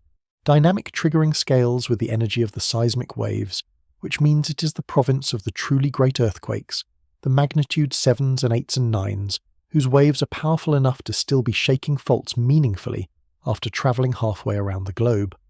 The Cuban earthquake was a magnitude 6.1. In the logarithmic language of earthquakes, where each step up is dramatically more energy, a 6.1 is not remotely in the class of events that produce measurable distant triggering. It is far too small. Its waves faded to a gentle sway by the time they reached Florida, a few hundred kilometers away. The idea that such an earthquake could reach across the entire continent and load the faults of the Pacific Northwest or Alaska is not a small exaggeration of the science, it is a violation of it. To make the static kind concrete, the clearest example is the way one earthquake can load its neighbor over years. When the Landers earthquake struck the California desert in 1992, it rearranged the stress on the surrounding faults, and scientists were able to calculate which nearby faults had been pushed closer to failure. 7 years later, in 1999, the Hector Mine earthquake struck in one of the very areas that had been loaded. That is static triggering, and notice its character. It is near, within a few tens of kilometers. It is a conversation between neighbors who share a backyard. It operates over a reach measured in the size of the fault itself, and beyond that reach, it simply has no effect. The Cuban fault, by this mechanism, could only ever influence its immediate surroundings in the Gulf, and the Pacific coast is not in its backyard. It is in another country, across a continent. The dynamic kind, the kind that travels with the seismic waves, is the one worth taking seriously as a real long-range phenomenon, and the examples are genuinely strange and wonderful. The giant magnitude 9 Sumatra earthquake of 2004, the one that caused the Indian Ocean tsunami, sent waves that measurably disturbed faults and volcanic systems around the world. When an unusual magnitude 8.6 struck in the Indian Ocean in 2012, seismologists recorded a brief global uptick in moderate earthquakes in the days that followed, as its waves rolled through faults everywhere. So distant triggering is real, but look hard at what it takes to do it. These are the very largest earthquakes the planet can produce. Magnitude 8.6, magnitude 9, releasing thousands to tens of thousands of times the energy of the Cuban event, and even they mostly nudge small earthquakes loose, in already stressed and delicate places, in the immediate days after. They do not reach out and create new giants on command. So run the Cuban earthquake through that filter, and the conclusion is not close. At magnitude 6.1, its waves did not have the energy to meaningfully disturb faults even a few hundred kilometers away, which is why Florida felt a gentle sway and nothing cracked. The notion that those same fading waves could cross an entire continent and load the great faults of Mexico, California, the Pacific Northwest, or Alaska is not a modest stretch of the science. It runs directly against the central thing the science says, which is that this kind of long-range influence belongs only to the rarest giants, and even for them is limited and small. A 6.1 triggering a 9 across a continent would not be a surprising result. It would be a result no documented earthquake in the history of seismology has ever produced, and even the genuine experts will tell you honestly that the question of whether large earthquakes can dynamically trigger other large earthquakes at great distances is still debated at the frontier of the field, with the best current evidence suggesting that such triggering of big events is not widespread and may be very rare or absent. In other words, the strongest version of the warning idea is precisely the version the science is most doubtful of. So we arrive, through the real physics, right back at our central thread, sharper than ever. Yes, earthquakes can touch each other. No, a magnitude 6 in the Gulf of Mexico did not and could not load a megathrust on the far side of the continent. The connection the prediction needs is not a small step beyond the evidence. It is a leap clean off the edge of it. And yet there is one more version of the connection idea, one that does not even bother with faults and stress waves, one that reaches all the way up to the sun. And strange as it sounds, we have to deal with it too. Part 12. The theory that blames the sun. There is a whole branch of the warning narrative that skips the faults entirely and points upward at the sun, and it gained traction this week for a reason that sounds almost reasonable. In the days just before the Cuban earthquake, our star had been genuinely active. On June 3rd, the sun fired off a powerful flare in the top class of solar explosions, and a couple of days later, on June 5th, a strong geomagnetic storm washed over the Earth as a cloud of solar plasma struck our magnetic field. So the story practically writes itself in the mind of someone looking for a cause. The sun erupts, the Earth is bombarded, and then the ground starts shaking. Cause, then effect. It feels obvious. But feeling obvious and being true are very different things, and this is exactly the kind of connection that demands we slow down and ask the one question that dissolves most pseudoscience. What is the actual mechanism, and do the numbers work? When you ask that, the solar earthquake link falls apart almost immediately, and it falls apart on energy. The stresses that drive earthquakes come from the motion of tectonic plates, forces built up over years and centuries in the rock, and the energy stored in a fault before a major rupture is staggering, beyond easy imagining. The energy that a geomagnetic storm deposits into the solid Earth, by contrast, is minuscule by comparison, and it interacts mostly with our upper atmosphere and our magnetic field, with power grids and satellites and the shimmer of the aurora. It does not reach down into a fault 26 kilometers underground and shove a block of rock over the edge. The scales are so far apart that the idea simply cannot carry the weight that is being placed on it. And when scientists have actually gone looking, carefully through the long records, for a statistical link between solar activity and large earthquakes, what they have found is weak, inconsistent and hotly contested, the kind of faint signal that appears in one study and vanishes in the next, which is the classic signature of a correlation that is not really there. There is no established physical pathway, and there is no robust pattern in the data. The sun was active this week, and the Earth shook this week, for the same reason that the sun is active in many weeks, and the Earth shakes in every single one. They are both restless on their own terms, on their own schedules, for their own reasons, and our hunger to braid them into a single story says far more about us than about them. It helps to know what that solar activity actually does and does not touch, because the sun genuinely was busy, and dismissing the idea without explaining it would be its own kind of laziness. When the sun fired off that powerful flare on June 3rd and hurled a cloud of charged particles that struck Earth on June 5th, the effects were real and measurable. A strong geomagnetic storm like that can paint the aurora across unusually low latitudes, can induce currents in long power lines and stress electrical grids, can disrupt radio communications, and can make life difficult for satellites in orbit. These are the domains where space weather lives: the upper atmosphere, the magnetic field, the electrical and electronic systems we have strung across the sky and the surface. Notice what is absent from that list: the solid rock, kilometers underground, where faults store and release their strain. The energy of a geomagnetic storm couples into the ionosphere and the magnetosphere, not into the locked seam of a fault beneath the Gulf of Mexico. When you put actual numbers on it, the gap is almost comical in its size. The stress that drives a magnitude 6 earthquake represents an immense store of mechanical energy, built up over a century or more of tectonic loading. The amount of that kind of energy a geomagnetic storm imparts to a buried fault is so close to nothing that no physical pathway has ever been demonstrated to connect the two. This is why, when researchers have gone looking for a statistical link between solar activity and major earthquakes, sifting through decades of records, what they find is the signature of nothing, a weak claim in one study that fails to reappear in the next, the random noise that always shows up when you compare two busy time series and squint hard enough. There is no established mechanism and no robust pattern. There is only the coincidence of two restless systems sharing a calendar, exactly as we have seen again and again. And blaming the sky is, if anything, the oldest move in the entire book of human fear.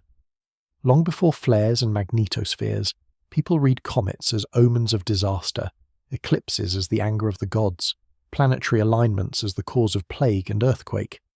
The solar earthquake theory is the modern technological costume on an ancient impulse, the conviction that the great events of the heavens must be reaching down to author the great events of the earth, with us at the centre of the story. It feels profound, it feels connected. But it is the same pattern hunger we have met at every turn, dressed this time in the language of physics rather than prophecy, and it dissolves under the same simple question. What is the mechanism, and do the numbers work? When the answer is no mechanism and the numbers do not even come close, the theory is not a daring insight. It is a beautiful coincidence we have mistaken for a cause. That is the quiet refrain underneath every version of the warning narrative we have examined, the foreshock, the connected ring of fire, the triggering across oceans, and now the blaming of the sun. Each one takes a real phenomenon and stretches it past what it can bear, because the alternative, the truth, is so much harder to sit with. The truth is that the Cuban earthquake had a cause, and that cause was a patient ancient fault in the crust of the earth, slipping when its time came, owing nothing to the sun, the Philippines, or the calendar. So if it was not a warning from the buried faults, and not a warning from the sun, then we are left at last with the only honest question worth asking: is there anything here we genuinely should be afraid of? And the answer, it turns out, is yes, just not the thing everyone is looking at. Part 13. The Real Warning. Nobody is talking about. After everything we have torn down, I do not want to leave you with the comfortable lie that there is nothing here to take seriously, because that would be its own kind of dishonesty. There is a real warning inside this event. It is just not the one trending on your feed. The real warning is not a prediction of a date or a magnitude. It is a structural truth about how this region, and places like it all over the world, have been quietly setting themselves up for a bad day precisely by being safe for so long. And understanding that is the genuine payoff of this entire story, the thing actually worth carrying away. Think back to what made this earthquake so shocking. It struck a place that does not expect earthquakes, was felt by millions of people with no experience of them, and emerged from a fault system so rarely active that it is thinly monitored compared to the bristling instrument networks of California or Japan. Now turn each of those facts a quarter turn and look at the shadow it casts. A place that does not expect earthquakes is a place that has not built for them, where older structures may never have been designed with shaking in mind. A population with no experience of earthquakes is a population that does not instinctively know what to do when the ground moves. And a fault system that is thinly watched is one whose true potential we understand poorly, because you cannot characterize a hazard you are barely measuring. The rarity that makes this region feel safe is the very thing that makes it fragile when the rare day finally comes. This is the honest meaning of officials sounding the alarm, and it is a world away from a viral countdown. The genuine scientific concern, the one seismologists will actually stand behind, is not that Cuba or the Gulf is about to unleash a magnitude 9. It is that the long quiet of a region is not the same as its safety, that low probability is not zero probability, and that the places least prepared for an earthquake are exactly the places that have gone longest without one. The southeastern Gulf, the western reach of Cuba, the broader Caribbean margins, these are not zones of high hazard like the Pacific Edge, but they are zones of underestimated hazard, where a rare large event, when it eventually comes, meets a society that assumed it never would. That mismatch between a real if modest danger and a near total lack of readiness is the actual vulnerability this earthquake exposed. Picture what genuine preparedness looks like, because there is a place that shows it, and the contrast with the viral panic is everything. On the west coast of North America, the very region the prediction pointed at, there is a real and serious long-term hazard, the Cascadia subduction zone, a fault off the Pacific Northwest capable of a true magnitude 9 and the tsunami that would follow. Scientists genuinely do warn about it, not with a date, but with probabilities over the coming decades, and the region has responded the way you respond to a real, forecastable danger. They have mapped the fault painstakingly. They have rewritten building codes. They run tsunami evacuation drills and post the signs along the coast roads. They have built an early warning system. That is what it looks like when a society takes a genuine earthquake threat seriously, and notice what it is not. It is not a countdown to a specific Tuesday. It is patient, expensive, unglamorous readiness for something that will come on its own schedule, not ours. Now bring that lens back to the Gulf and to Cuba, and the real lesson of June 8th comes into focus. The point is not that the southeastern Gulf is the next Cascadia, because it is not. The hazard there is genuinely far lower. The point is that the same posture, calm, prepared seriousness, in proportion to the actual risk, is exactly what is missing in the places we have written off as immune. Western Cuba and the Gulf margins have very little of the mapping, the instrumentation, the hardened buildings, or the public familiarity that a region living with earthquakes slowly builds up. Their risk is low, but their readiness is lower still, and that mismatch is the quiet vulnerability this earthquake exposed, the same one Virginia exposed on the East Coast in 2011. This is genuinely hard for us, and it is worth admitting why, because the difficulty is the whole reason the gap exists. Human beings are built to respond to threats that are frequent, immediate, and vivid, and to shrug off threats that are rare, distant, and abstract, even when the rare one would be far worse. A region that shakes once every century and a half lands in our blind spot almost perfectly. It is too rare to stay afraid of and too consequential to safely ignore, and so, again and again, we do nothing until the day it moves, and then we are shocked, and then we forget again. The viral prediction actually feeds that broken cycle, because it converts a steady, rational, low-level concern into a single spasm of fear with an expiration date, and once the date passes and nothing happens, the relief erases any motivation to prepare. Real readiness requires the opposite of a deadline. It requires carrying a small, permanent seriousness about a thing that may not happen in your lifetime, which is one of the most mature and difficult things a society can ask of itself. And notice how much less satisfying that warning is than the one going viral, which is exactly why almost no one is sharing it. It does not come with a date you can dread or a city you can name. It does not let you feel like you have secret knowledge of a coming doom. It asks something quieter and harder of us, that we hold in our minds the uncomfortable idea that the ground can betray us anywhere, on a timescale longer than our attention spans, and that the right response is not panic on a deadline but a steady, unglamorous seriousness about preparation in the places we have written off as immune. The viral prediction offers the thrill of fear with none of the work. The real warning offers no thrill at all, only the work. Guess which one travels farther? Picture what an underestimated hazard actually looks like when its rare day arrives, because this is where the real stakes live. In a place that expects earthquakes, like Japan or California, the buildings are engineered to flex and hold, the school children practice drills until the response is reflex, and the public knows in its bones to drop, cover and hold on. In a place that has been told for generations that it is safe, none of that exists. Older buildings may have been raised with no thought for sideways shaking, with heavy unreinforced walls that perform terribly when the ground moves.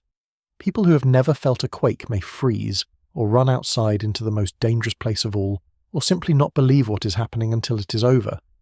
The hazard in such a region may be genuinely low, but the vulnerability is high, and risk is the two of them multiplied together. A modest danger meeting a total lack of readiness can still produce a tragedy. This is the logic of low probability, high consequence events, and it is one of the hardest things for the human mind to take seriously, which is precisely why it deserves our attention more than any countdown. We are wired to worry about what is frequent and vivid, and to dismiss what is rare, even when the rare thing, should it ever come, would be catastrophic. The southeastern Gulf, the western reach of Cuba, the broader margins of the Caribbean, these are not zones of constant danger. They may go another century and a half before anything like this happens again. But low probability is not the same as no probability, and the right response to a region that shakes once in a long while is not to ignore it until it does, and not to panic on an invented deadline, but to do the quiet, unglamorous work in between, to map the faults we barely understand, to instrument the places we have neglected, to write building codes that account for the rare event, so that when the patient scar finally slips again, it meets a society that was, this time, ready for it. That is what it would actually mean to heed this earthquake, and notice how completely it inverts the viral prediction. The prediction asks you to be afraid of a specific day, and then, when the day passes, to forget the whole thing until the next scare. The real lesson asks the opposite, to let go of the false certainty of a date and instead carry a steady, low-level seriousness about a real if distant possibility, the kind of seriousness that builds and prepares and maps, quietly, for years, with no dramatic payoff. One of these is a thrill that leads nowhere. The other is a discipline that could one day save lives. And it is a measure of how upside down our relationship with fear has become that the thrill went around the world in an afternoon while the discipline can barely get a hearing. So when we hold the whole thing up against our central thread one final time, the shape of the truth becomes clear. The planet did something rare and real and genuinely worth our attention. The institutions whose job is to assess it gave an accurate and limited answer.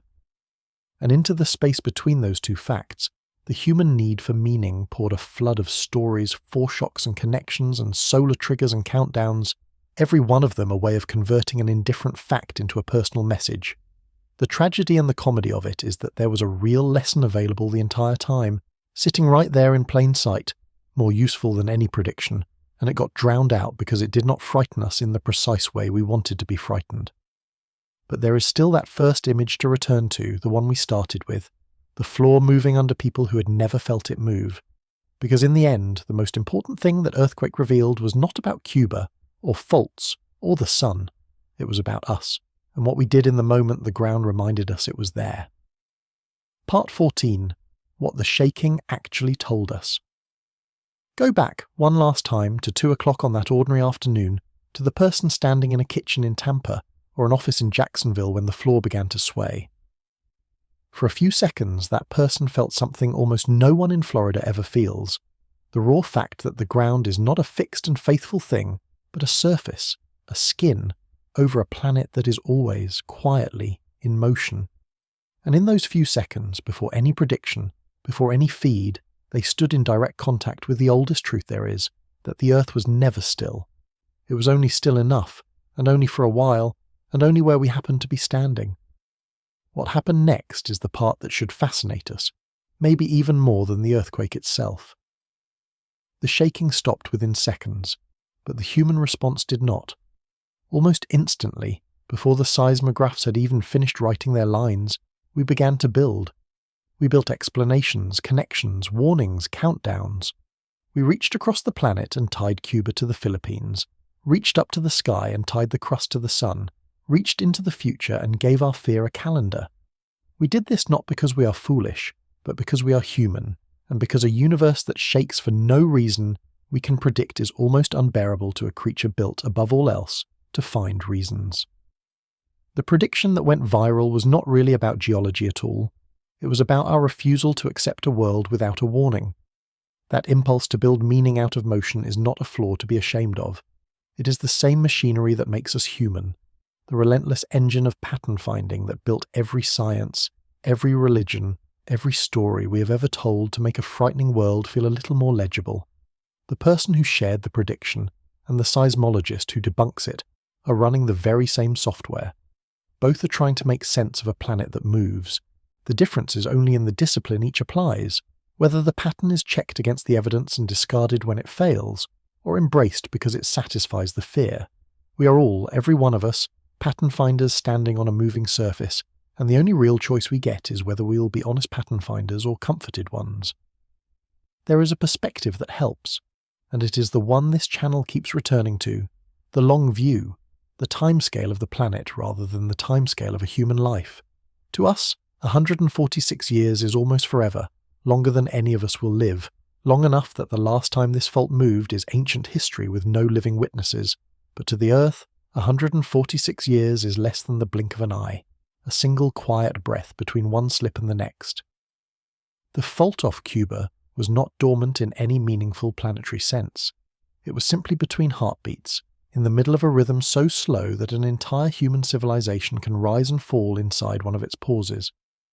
When we call a fault dead because it has been quiet for our whole lives, we are like mayflies declaring a sleeping giant extinct because it has not stirred all afternoon. Hold that scale in your mind and the fear reorganizes itself into something closer to humility, even something close to peace. The ground moved under Florida not because the planet singled out this moment, this country, this generation for a message, but because a process older than our species reached a threshold it was always going to reach, on a clock that has been ticking since long before there was anyone to read it. There is no villain in that story, and no deadline, and no special meaning aimed at you.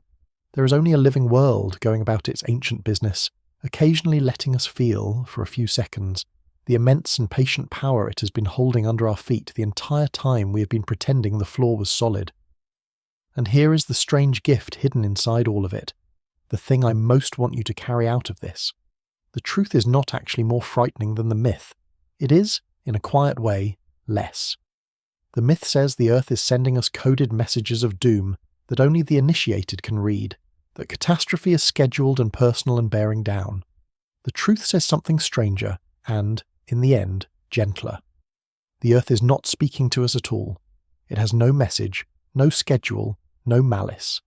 It is simply a living planet doing what living planets do, shifting its old scars when their time comes, on a clock so much longer than our own, that an event once in 146 years can feel, to a single human life, like the end of the world. The indifference that seems so cold at first is also a kind of freedom. The ground that moved under Florida was not aiming at anyone. It was just moving, as it always has, as it always will. So was this a warning? In the only honest sense, no. It was not a foreshock we can trust, not a signal from a connected ring of fire, not a message from the sun, not a countdown to a West Coast catastrophe between the 10th and the 14th. It was a rare and real earthquake in a quiet corner of the world, felt by millions for the first time, carrying no instructions and no date. But in another sense, a sense the viral prediction never even glimpsed, it was a warning after all. It warned us how little it takes to feel the floor of the world give way, how thin the membrane of normal really is, and how quickly, when it tears even slightly, we will reach for any story rather than sit with the truth. The real question this earthquake leaves behind is not when the next one comes. The real question is whether, when the ground inevitably moves again, somewhere, someday, with no warning at all, we will finally be ready to hear what it is actually telling us, which is nothing, which is everything, which is simply this. The Earth was here long before us, it will move long after us, and the only warning it has ever truly given is the one we have always been too frightened to accept, that we live, every single day, on the back of something immense and ancient and alive, and that the ground beneath your feet right now is not as still as you need it to be.